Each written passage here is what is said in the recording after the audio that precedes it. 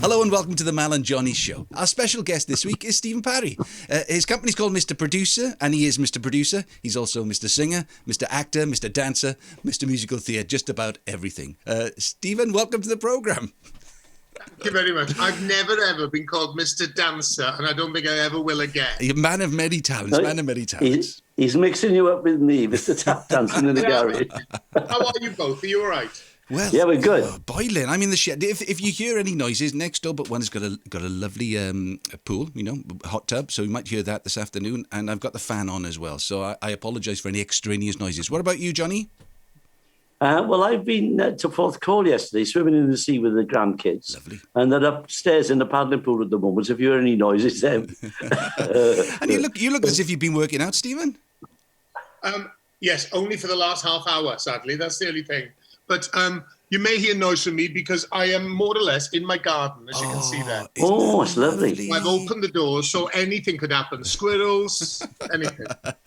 Anything could happen. You know, the first time I worked with you, Steve, because I've known you for 100 years, but I think it was Codir To. I think you that was your idea, I believe. You produced it. I was the creative producer on that. That was a series for S4C where we got a circus ring and a circus tent.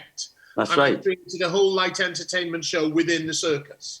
It was fantastic. We had a huge orchestra with our friend Jay Alexander. Was it Jay? Yeah, he was conducting. We had dancers. These were the days when there was things called budgets. Yeah, and light entertainment. Long time ago. And I was people allowed me to make my ideas come true instead of going, oh, no, I don't think we can afford that. Can you do something cheaper? Yes, with the radio. Did you always have big ideas, Stifyn? Growing up, North Wales you come from originally, isn't it? Where are you from? North East Wales, a place called Rhosanachrigoch, which sounds a bit like a throat infection if you don't speak Welsh. Yes, I've always had big ideas, and yes, that just comes naturally. That's nothing I try to do. I always think big. I'm a bit larger than life. My house is like that. My life is like that. My contact list is like that. What about? What about your family? Because I've seen your mum. I mean, she's very normal Welsh mum. Where does the showbiz come from in that case? Hey, she's hardly normal. Let's just get that straight. I've just seen her for the first time since a year last October. I saw her the last 2 days. Has been the most magnificent time because me and my mother are more like brother and sister, if not son and daughter. Yeah. And I haven't seen her because of the whole of the lockdown, and she's been through an illness. She's come out the other end. So we've just seen each other. But there's none of this silly showing off malarkey in my family. Yeah. My aunt, my brother's sister, could have become a world-renowned opera singer.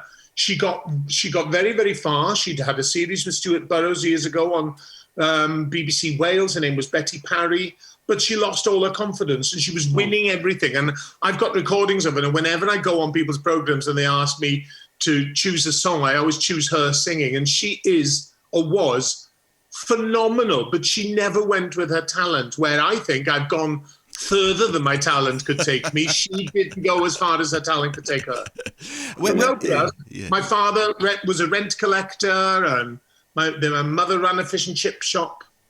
Yeah. I mean, you know what amazes me? Sorry, I won't ask you about it. You wrote a book, but you did it bilingually, didn't you? You had one side was Welsh and one side was English. I've never known anybody else do that before. Well, they haven't. They've not done a biography, an autobiography, but that's coming back to what Mal was saying now. When the publisher said, will you write a book? They'd asked me 2 or 3 times, and in the end I said yes, but I want to do a bilingual one. They said, we can't do that because we don't do them. They've not been done before. And I'm going, well, that is a good reason why.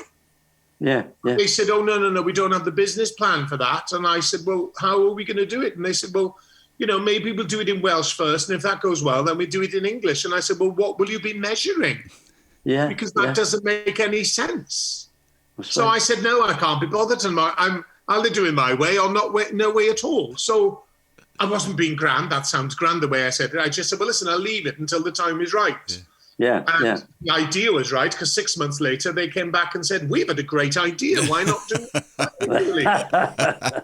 And Apparently, it's the first ever bilingual autobiography, and it's gone really well, not especially, but even what I didn't expect when I wrote it, because a book really has to reflect you, and I didn't see the point of having a book that didn't reflect me, and I'm bilingual, so that's why I did it. And I thought of the sales, and I thought of the concept sort of appealed to me very much. But I didn't want just a literal translation, so I basically wrote 2 books, because some of my references in the English ones, like some of the big stars I've worked with or some of the gossip, doesn't really translate into Welsh or vice versa. So I've written 2 books stuck together with the same photographs in the middle. But learners absolutely love it, because they can read the English or they can read the Welsh, and if they're not too sure, they can look at the English, and usually it follows. Isn't that? So you got, if you turn the book around, is that the way it works? Or is it like every other page? I'm going to get one. Let's you go can and get come a with book. me now. Let's have a little look. I'm going to get one, and I will show you. Basically, one side is in English, and that is facing one way. Hold on, caller. So that is the way. I'm taking you with me, because if you saw what I had on below, it'd be very embarrassing. But anyway, so that is the Welsh side, which is allan y fo, which means out with it. Right. And then you flip it the other way round, Isn't that clever? And it's in English. Wow. That's great. People think out with it has got all sorts of meanings to it, and it has, all of them. Mm-hmm. Yeah. And then there's lovely pictures of, like, my screen stalker, Sian. Lovely Sian. We got to get Sian on one of these days. Yeah. Me making Prince Charles wet himself laughing, Gaynor, Bonnie Tyler. And it's great. I'm really pleased with it, and it still sells, so that's good. And if anybody wants a copy, they can go to mrproducer.co.uk. So there you go. So, all right, look, we're going to get to all those big names, but from Rhos Llanelligog, it's a long way to all of those famous faces. Where did it start? How did you get your first sort of breaks? Ooh, I think my first break, I made my first break happen, and I think the only important break I had was the first yes. And this is the God's honest truth. On my first day of school, which was the age of 3 in that period of life, many, many moons ago, 58 years ago, although I only look 23. Mm-hmm. And my mother handed me over to the headmistress, Miss Brenda Jones. And apparently the first thing that came out of my mouth was, "Please, miss, can I organise a play on Friday?" and she said yes, like any good enabler should. And I wrote the most horrendous ghost story play. It was called Ysbryd Bryn y Brain, The Spirit of Bryn y Brain, which was a council estate around the corner to me that I was scared of going into, because all the boys always wanted to beat me up. So I made out there was a ghost there, and that's why I didn't want to go. And I wrote this story. I obviously give myself the lead role. I give my friends smaller parts, and those who didn't want to be my friends had to clap. And I don't remember anything about the play, but I do remember those applause. Yeah. And apparently the teacher came up to me and said, "Llongyfarchiadau, congratulations." Obviously, she did half an hour off to do whatever she wanted while I was entertaining the school. And then the second sentence that came out of my mouth after that was, "Can I organise another one next Friday?" And I managed to create something to do publicly every Friday. And the more I say this story everywhere I go, but I still can't quite believe that I did it. But every class and every school, right up until my A-levels and during my A-levels, I performed or created or did something publicly every Friday. The only Fridays I wasn't doing it, I was either ill, performing somewhere, or competing in the Eisteddfod. And I did that right through school. Well, a great training for the job that you've got now. But all right, you can produce. We know you're going to produce things eventually. But being the star on a stage, musical theatre, was that the first love, or was straight acting? Because you've done both. I told my teacher. Well, she actually said years ago, the teacher that said the first yes, "If this man isn't a producer, I'll eat my hat." And when I was writing I was writing in a scrapbook when I was 16, because I keep everything. And I say, actually, Mrs. Jones thought I was going to be a producer, but how wrong she was going to be, because I'm going to be an actor. But then I turned out to be an actor, a singer, a presenter, a producer, a show-off. But so the first love for me, I think I've always been musical, and I adore music. It's in my life every day, all sorts of genres. I love it. But I think I don't like singers that I don't believe when they're singing. They don't believe their own words, do they? Unless they sing the words and they mean, and they put their soul into it, it means nothing to me whatsoever, which is, therefore, I have a ball when I'm judging in the Eisteddfod, because somebody comes on and it's either bang or it's off. John, I saw you in the Eisteddfod, the Cardiff one, doing your one-man show. It was funny as hell. You were talking about the divas. Do you remember? Yeah. That was funny. Yeah, well, those are a lot of stories from the book, really, because I've done so many things and started off as an actor, did Espadorec, did some theatre, then did Brookside, and it was the last 2 weeks of my 2-year stint in Brookside that I said to one of the actresses, I'm going to go now, I'm leaving, and I'm going to go and sing in a musical. And she said, which one? And I said, oh, I don't know yet. And everybody started laughing at me, and I couldn't understand why. And I said, well, it was Kate Fitzgerald who played Doreen Corkhill. And I said, Kate, why are you laughing? She said, well, it just sounded like that's what you were going to do. And I went, I am. And I've always thought like that. I wasn't thinking, oh my God, if only I would be so lucky that somebody would give me an audition and therefore think I'm good enough. I've always gone and got. Yeah, you just went for it. That is the only way to success. You two know that yourselves. Yeah. But I don't go and try. I either go and get or I don't go at all. Yeah. I mean, going to get that audition, how, all right, you're going to go and get it, but you still got to go and get it. How did you go and get it? I had an agent. I got one of the best agents I could at the time. I said, I'm in a soap opera. I think now is the time for me to get a part in a musical and not start off in the chorus, because I'm already recognised in Brookside. She agreed. And an audition came up for a musical called Metropolis, which cost a fortune and lasted 9 months. And it was based on Fritz Lang's film.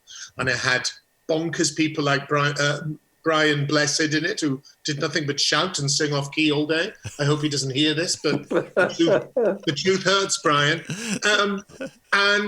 I went for an audition. They asked me to prepare a certain song, and I remember rehearsing it for days, for hours, till my mother one day said, if you don't come out of that bedroom when we go out for dinner, before you get this job, I will die of hunger. And I had to go in and nail this song. And I went in and I felt I nailed the song. They recalled me. So I had to learn another song. And I spent that whole week doing nothing else, just working on that song. And not just vocals, but on the meaning and how it would affect someone and how I would like to hear it being heard. And I just went for it and I got the part. I had a solo in it. It wasn't the lead role, but I had a nice part in it. And I had a beautiful song, which I hated the lyrics because it didn't mean anything. So I rewrote my own lyrics in my first West End show, and they allowed me to. I can't believe that. Because, I'd just come out of a soap opera playing in the first I'd done the first gay kiss on British telly. So it was quite taboo at the time. And the lyrics for the song was, the sun never shines because the straits never bend. And I thought, I am not going to sing that on the West End stage. That is not fun. So if you go to the album, I sing, the sun never shines because the rules never bend. And they never knew. They never knew I'd rewritten it. Do you know what? So I did that, and then I got an audition for Phantom of the Opera, and I had 11 recalls. And it was between, if you'd read the book, you wouldn't even need me on this program. But 11 recalls, had to learn the whole show. And on a very hot Friday afternoon, just like the heat that we're going through at the moment, it was myself and an actor called Robert Meadmore, who was quite a well-known singer in the West End at the time. And I thought he had a voice a little bit like Larry the Lamb. Sorry, Robert, but I did. Truth is. And we had to sing with all the other understudies, and we were in full costume. And the producer was there, the one and only Sir Cameron Mackintosh. And I had to sing the whole show, and I had listened. I did the scene, then he did the scene, then he'd do the next scene, and and every time I heard him going, I actually thought, I've got this in the bag. It's gone down from hundreds to us too. And he sounds so nervous. I'm going to get this. And I got home and I waited for the phone to ring, and I waited for the phone to ring, and I waited for the phone to ring. And then a knock on the door, a man in lycra with a massive big bouquet of flowers, Jeroboam of champagne, and a branded envelope from Sir Cameron Mackintosh's office. And I thought, this is it. And I opened the envelope, and it said, unfortunately, and I'm like, my heart, I could hear it crashing to the floor. And I didn't read the rest of it. I just drank some champagne, cried, and went to bed. And I felt bereft for 2 whole days. And then about a week and a half later, I went back to the letter and read it. And it said, let's hope something else happens better for you soon. And 2 weeks later, Cameron Mackintosh offered me the part of Marius in Les Miserables, which was fantastic. The best. Yeah. There's showbiz. You know, Cameron Mackintosh, I've got a program somewhere, and I'm looking at it the other day. It was a musical I did in the Fortune Theatre back in 1969, I think it was. And he's Wines and Spirits, ASM, Cameron Mackintosh. Yeah. And I sent him a copy, and I had such a lovely letter back. And he said, I remember the write-up of that show. He said, the best material I saw was when the curtain came down at the end. You see, what you've said there, Johnny, is so right, because he would have remembered, though. He absorbed all that. That's right, yeah. He started very much behind the scenes, and knew every single cog that goes into that machinery, which is why he is still the only producer that has made blockbusters all over the world time and time and time. Yeah. It's interesting. I mean, I was sharing a flat with Michael Ball when he was going to be playing, when he created Marius. And they had a run of the show about a week before it opened. It was 12 hours long. And everything was wrong with it. And then it started previews, and then people were slating it. And Cameron Mackintosh turned that into the most important musical that's ever been on this earth. Yeah. Phenomenal all over the world. Yeah. I mean, I was just thinking, listen to what you're saying about Cameron Mackintosh, but about yourself, you know, because people see Stifyn Parri, you get up and you do this and you do that, and it's all very easy. But it's not, is it? No. You know, you have to pay your dues. You have to spend that week learning the song and doing your very best, and you have to cope with disappointments. That's what this industry does to all of us. I mean, I suppose, you know, we're almost like the Survivors Club, the three of us here. We've all had those sort of experiences, but we're still in the game, all three of us, boys. Still in the game. If you've got that survival, you'd be out of the game before you started anyway. I mean, I do a lot of mentoring now and help people with confidence and stuff. And people don't realise that I lose. None of us. I make it look like I'm confident in everything. I'm not. A lot of it is cheek. Some of it is charm. I don't believe in luck, and the rest of it's hard work. Mm-hmm. It's the only business where you put yourself up to be bloody knocked down again. I mean, and people who've got ordinary jobs don't see that side of it. Yeah. And I mean, also, you know, you've also got to be hungry. I remember, for example, Olwyn, your better half, Johnny, was in my first job that I ever did on a series called Coleg for HTV. That's how old I am. HTV Wales. Yeah. And I knew that she was with Johnny. And Johnny was known everywhere. And I was just I wasn't starstruck, but I remember being fixated on what has he done to get there? And it's from people like yourselves, you know, unless you've got that drive and that hunger, it is the most ridiculous, unfair, stupid industry in the whole world. I know. I remember Gordon Mills told me once, he said, if you're a boxer, you knock out the champion of the world, you're champion of the world. If you're the best singer in the world and you don't get the breaks, you don't get anywhere. It's the funniest business in the world, isn't it? Yeah. It is. And I remember when I was singing Les Miserables, and I thought, I bet there's far better singers in the audience than me, but they haven't got the job. So here goes, take this. Yeah. That's And right. that's the only way to Oh, do yeah. it. Now, obviously, now the other thing you've got, you say cheek charm, all those type of things. You don't get a contacts book like the one I'm sure you've got somewhere there in the background. You don't get that without working really hard on those connections, and that's enabled you then as Mr. Producer to call on those people for some of the biggest shows in Welsh television and some of the the biggest shows in Welsh theatre as well. Regardless of other stuff around the world, the things here in Wales that you have created are landmark theatre projects, TV projects. Well, the timing was lucky and not lucky, I'm not going to use that word, stop it, Stephen, but fortunate. But it was after Les Mis, really, that I remember being on the stage thinking, well, I was being offered Michael Ball's Understudy or second cover this, and I was going, well, no, I've sang some of the best songs in musical theatre with an orchestra beneath my feet. I want to make things happen. I'm not going to wait for the phone to ring. And that's when I thought of starting Mr. Producer, because before then I'd been doing a lot of events, either presenting them or taking part in them and singing in them. That was so bad in Wales, with no rehearsal, no creativity, no vision, no Nothing. hope whatsoever. And I thought, well, I can do better than that. So there's no point in slating them. Do something better. So I started doing events. And then I also started the Welsh Society, because SUS, Social Welsh and Sexy. And that was for the same reason when I was living in London. All the Welsh societies that all seemed to be living in the past as far as I was concerned were inviting me and Sian Lloyd to all these do's where the most exciting thing was a dry Welsh cake on a plate in the corner. And I thought, I can't slate these people off, do something better.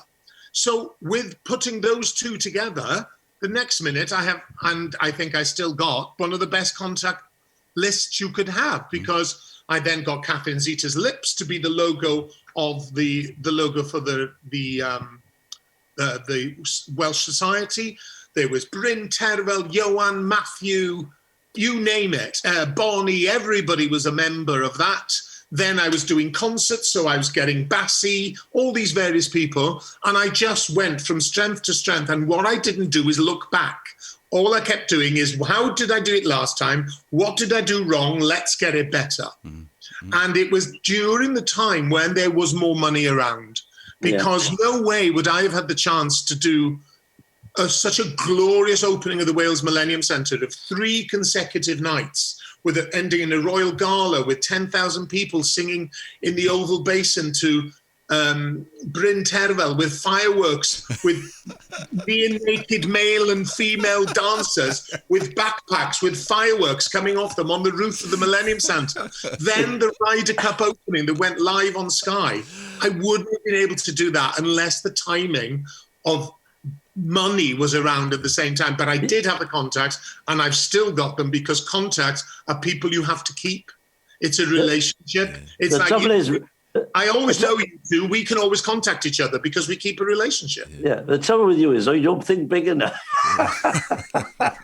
I just think, wouldn't it be great in this initial, can you imagine, Johnny, being the initial production meeting? What I want is 10,000 singers, fireworks. I mean, what are the reactions? What are the reactions when you say those type of things? I will tell you, there's a guy called Rhys Bevan who I am so grateful to. He's a friend of mine. He lives not far from here. And I presented the first ever BAFTA Cymru Awards with Sian Phillips, which was a horrendous experience. It was live with no talk back from the producers, and it was live on BBC Two network, and it was scary. And then after that, they asked me, would I produce it? Oh, and I thought, well, I've got to do bigger, got to do better. And I came up with an idea. And the idea was, you know the song Queen of the Night? Yeah. That one, which I did rather well then, so I think I haven't warmed up. So I had my friend Sean Coffey to record that. Another friend of mine, John Ray, to produce it so that it came out like, it was like a garage band version. It was a real head-banging club mix, okay? Right. And I took this to her. I'd done that before I told the production company. So I said, right, this is what I want. I want Sean Coffey will be in a big, beautiful white crinoline. And all of a sudden, the crinoline will open. And from a hole between her feet on the floor will come out 240 dancers, starting off at the age of 5, and they'll be in little Welsh costumes. And as they get older, the costumes will get sexier and sexier. And by the end, there will be girls in red and green bikinis and men in Speedos and sarongs. And I said, she is coming to give birth to the new Wales. That's exactly what they did. They all laughed, apart from him, and he said, I'm going to make that happen. Isn't that brilliant? And it did. And everybody still talks about that. It was never televised, but it was a moment where the following year, BAFTA Cymru had so much sponsorship because everybody wanted to be at these events. And that's just because I thought, well, it's easier to do that than to go to the moon. And if you can have a hole in a stage, and I know dance companies that would have done it for nothing, that would all have red and green clothes at home, I knew it's nothing isn't the only person stopping you from doing anything at all is yourself or other people. And if they do, move them out the way and carry on. Yeah. The book is called... it talks about Out With It. It talks about your own personal journey. The world is hopefully a different place than the one you grew up with in Rhos Llanllygog. You had to Rhos Llanllygog. You've had to fight your own battles. Yes, I got this. Sorry about that. It's very warm here this afternoon. Right. Tell me about those battles as well, and tell me about that journey, because I'm sure Johnny and I, we've known people who have lived your life, but if they've lived it in secret. In the past, Johnny, you weren't allowed to be homosexual in the same way. Yeah, that's right. People knew about it. I mean, I've always worked with gay guys because show business always had gay people in it because they're very artistic and so on. And I've never ever thought of them as anything other than my friend Tudor Davis or whoever it is. They're just friends and guys. But then you got the general public. There was this thing about you've got to make fun of them, you know what I mean? And call them all these names which you can't use anymore. But thank God it's all changed now. Yeah, and they weren't allowed to be publicly, were they? It was all sort of hidden. No. And if it came out, it'd be front page of the news of the world. It's a different world now. Against the law at one point. Of course. Totally. It was against the law. Yeah. Yeah. Well, Ted Ray, the old comedian, used to say homosexuality used to be illegal. Now it's legal. I think I'll go before it's compulsory. I thought it was rather a nice joke. Was it hard for you then, Stephen? In those early days, did you have to hide it? It was, but I'm really proud of the way I dealt with it, and I think it's to do with the support and the love of my family. Not that they knew, but just the love and support and the confidence they gave me at home. I realized I was very different to everybody else, but I also realized that it wasn't just my sexuality. It was also my creativity. It was also my mindset. It was also my sense of humor. It was also my sense of drive. I was different in a lot of ways. And coming from a small, close-knit mining community, the easiest thing to do is you've got to fit in and blend in. And I've never blended in with anyone. That's why I never competed in a duet or never took part in a choir, because I didn't want to blend in. This is me. I'm going to make my mark. I'm not going to be here long. Ta-ra. And that's it. Yeah. I did have a lot of grief from people, but I dealt with it in, I think, quite a clever way. For example, and this is nothing to do with my sexuality now, but then again it is. A teacher when I was about 8 or 9, I had a brother who was highly intelligent, an absolute academic, and he was 4 years older than me, so he was ahead of me in school, obviously. And this teacher every day used to say to me registration. Why aren't you like your brother? Why can't you be as good as your brother? Why aren't your marks as good as your brother? Your mother and father must be so disappointed in you. And what she did is all these people that had become people that admired me because I was on the stage every Friday, so they were applauding me. She was also making them laugh at me and make them feel sorry for me. Yeah. So I did something which I talk about now when I do my mentoring, because I think it's really quite an important story. But I went home, I didn't cry. I did feel sad. I am a very sensitive person, but I don't just sit and mope. I do something about it. So I went home, didn't tell my parents, and I made a badge in Welsh, white cardboard, very sophisticated, sellotape and a pin on the back. And I carved passionately in red Bic biro in Welsh, my name is Stephen and not, underlined, Anthony.